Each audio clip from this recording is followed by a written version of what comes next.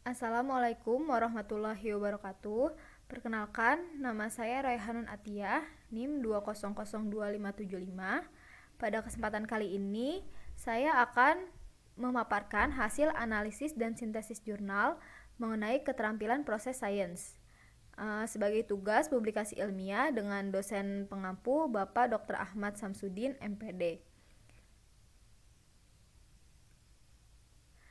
Analisis jurnal, terdapat 7 jurnal yang akan dianalisis. Jurnal yang pertama, judulnya Development of STEM Activity on Nanotechnology to Determine Basic Science Process Skills and Engineering Design Process for High School Students. Penulisnya ialah Arunran Hamhengpol, Mali Siprom, dan Pontip Chuam Chaitrakol. Nama jurnalnya Thinking Skills and Creativity, tahun terbitnya 2021. Kemudian ringkasan dari jurnal ini, penelitian pada jurnal ini mengembangkan pembelajaran berbasis STEM atau Science, Technology, Engineering, Art, and Mathematics pada konsep nanoteknologi, khususnya konsep nanomaterial pada bahan tahan air. Desain pembelajaran yang dikembangkan berbantuan kegiatan proses desain rekayasa atau PDR pada tahap engineeringnya. Variabel terikat yang diamati adalah keterampilan proses sains dan kemampuan proses desain rekayasa siswa. Jurnal ini menjelaskan dengan detail kegiatan pembelajaran yang dilakukan secara sistematis dan jelas. Namun, jurnal ini tidak menjelaskan metode penelitian yang digunakan. Selain itu, aspek-aspek keterampilan proses sains dasar yang diteliti juga tidak dijelaskan. Kemudian jurnal 2 judulnya Mode, Method, Interaction, The Role of Teaching Methods on the Effect of Instructional Modes on Achievement, Science Process Skills, and Attitudes Toward Physics. Penulisnya ialah Ali Setin dan Omar Faruk Özdemir. Nama jurnalnya ialah Eurasia Journal of Mathematics, Science and Technology Education, tahun terbitnya 2018. Ringkasannya, penelitian ini meneliti hubungan antara mode pembelajaran, yaitu tatap muka dan blended learning, dan metode pembelajaran, yaitu inquiry dan expository, serta pengaruhnya terhadap pencapaian kompetensi, KPS, dan sikap terhadap fisika. Penelitian ini menggunakan desain faktorial 2x2 dengan 4 kelompok perlakuan, yaitu blended inquiry, blended expository, tatap muka inquiry, dan tatap muka expository. Jadi dari mode pembelajaran ini ada dua jenis, tatap muka dan blended learning. Kemudian metode pembelajarannya juga ada 2 jenis, inquiry dan expository. Kemudian dibuat 4 kelompok yang masing-masing merupakan pasangan antara mode pembelajaran dan metode pembelajaran. Tatap muka dipasangkan dengan inquiry, kemudian tatap muka dengan expository, kemudian blended learning dengan inquiry, dan blended learning dengan expository. Jadi ada 4 kelompok perlakuan. Kemudian variabel terikat pada penelitian ini adalah hasil belajar, KPS, dan sikap siswa. Namun belum ada referensi mengenai pengaruh metode dan mode yang diteliti terhadap keterampilan proses sains dan sikap siswa. Kemudian jurnal yang ketiga judulnya Development of CCDSR Teaching Model to Improve Science Process Skills of Pre-Service Physics Teachers. Penulisnya ialah Iqbal Limatahu, Wasis Suyatno Sutoyo, Binar Kurnia Prahani. Nama jurnalnya Journal of Baltic Science Education, tahun terbitnya 2018. Ringkasannya, penelitian ini mengembangkan model pembelajaran CCDSR atau Condition, Construction, Development, Simulation, and Reflection untuk meningkatkan keterampilan proses sains calon guru fisika. Metode penelitiannya ialah Research and Development, dengan tahapan penelitiannya dijelaskan dengan sangat rinci, sehingga menyebabkan bagian metode pada jurnal tersebut cukup panjang. Namun pada penelitian ini tidak ada instrumen lembar observasi KPS.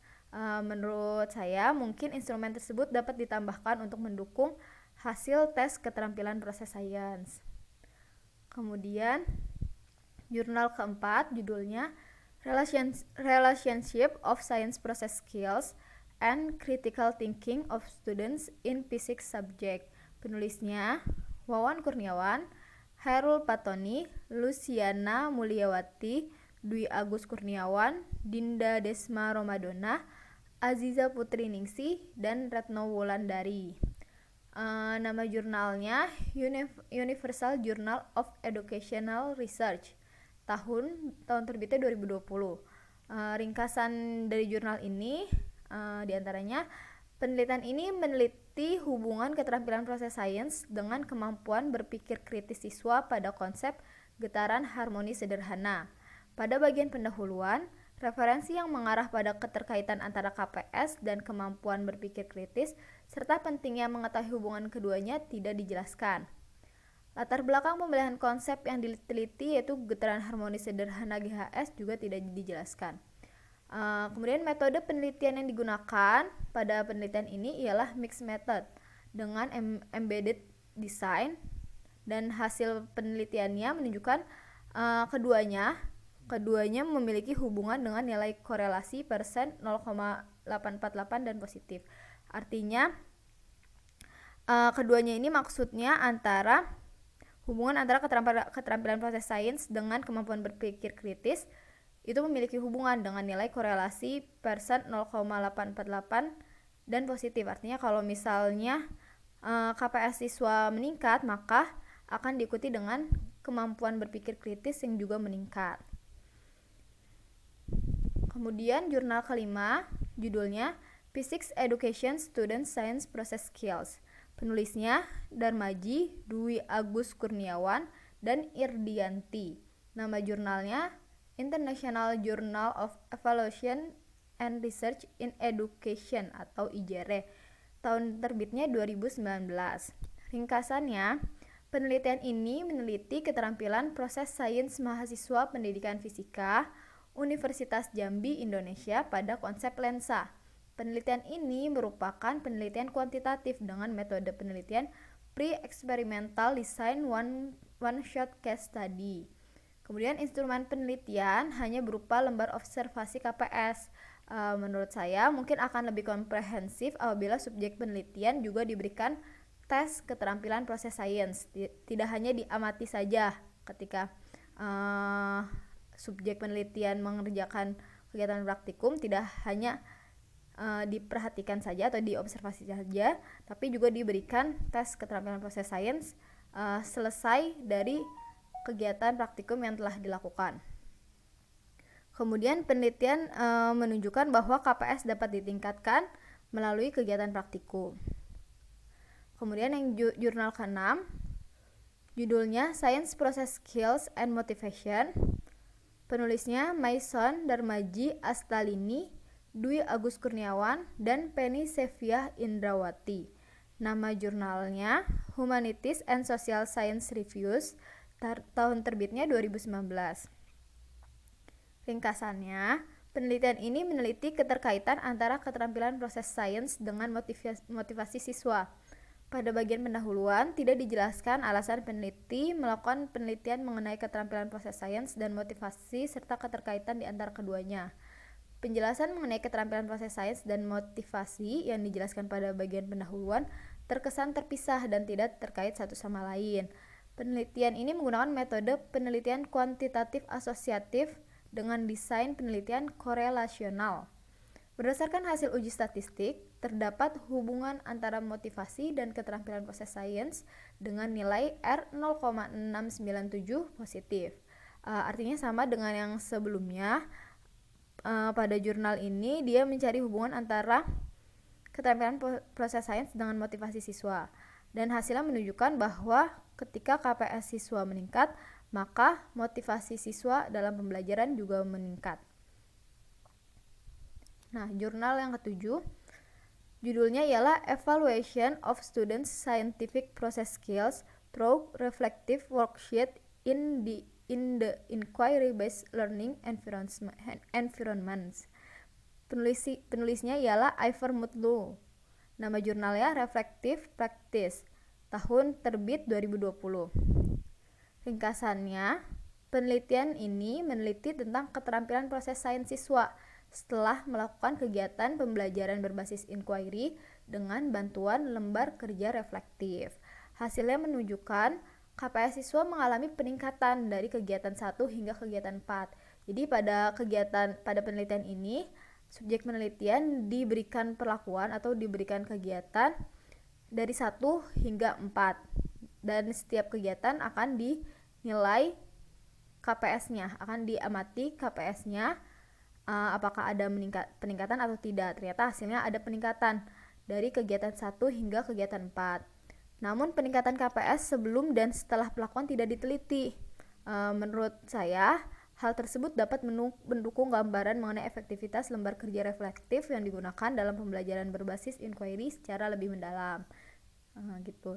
Jadi menurut saya lebih baik atau disarankan untuk adanya